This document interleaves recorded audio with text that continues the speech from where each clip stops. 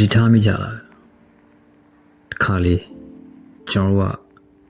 ကကိုအကြောင်းကိုကောင်းကောင်းသိရတဲ့သူတွေချက်စိန်တရားကိုပြောပြရတာပိုလွယ်ကူပါတယ်ဆိုတော့စိန်တွေကပိုယူဆိုင်လို့လားဆိုတော့မဟုတ်ပါဘူးဘာဖြစ်လို့လဲဆိုတော့သူတို့ကကျွန်တော်စီကဘာမှမမျှော်လင့်ထားလို့ပါ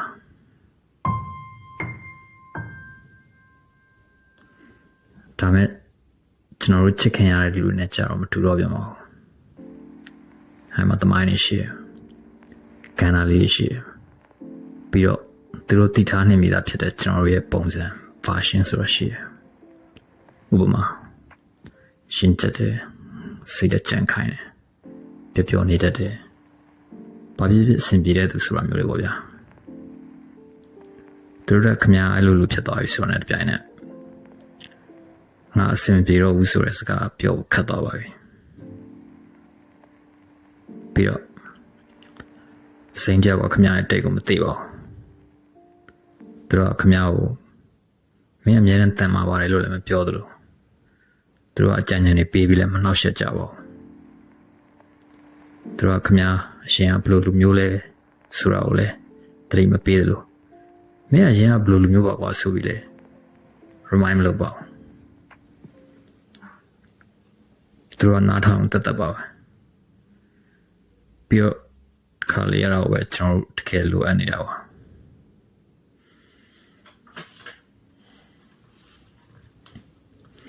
ချစ်ရခင်ရတဲ့သူတွေနဲ့ဆိုရင်တော့ကျွန်တော်ဆိုရင်ကြောင်းကြဖြစ်ကြပါတယ်သူတို့စိတ်ပူမှကိုကြောက်တယ်စိတ်မပူစေခြင်း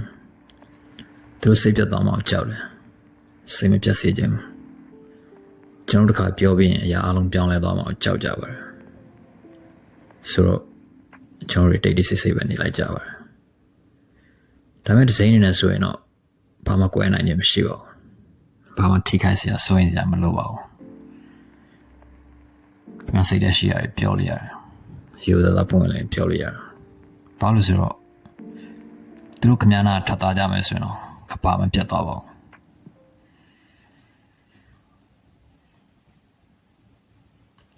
ကျောင်းမပြောပြတဲ့ခြားကျောင်းတစ်ခုလည်းရှိပါသေးတယ်။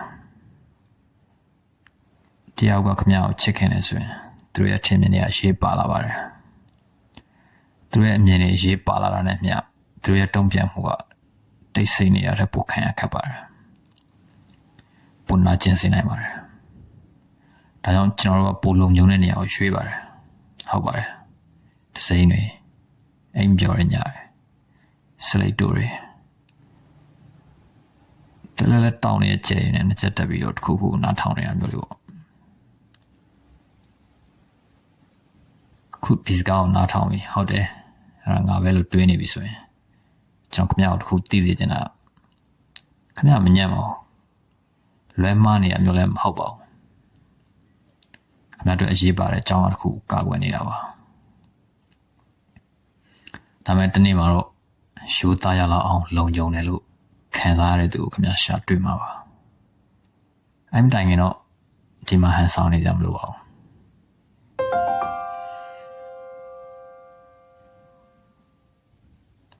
နောက်ဆင်ပေးခဲ့တဲ့အတွက်ကျေးဇူးတင်ပါတယ်ဒီညတော့ခင်ဗျာတယောက်တည်းမဟုတ်ပါဘူး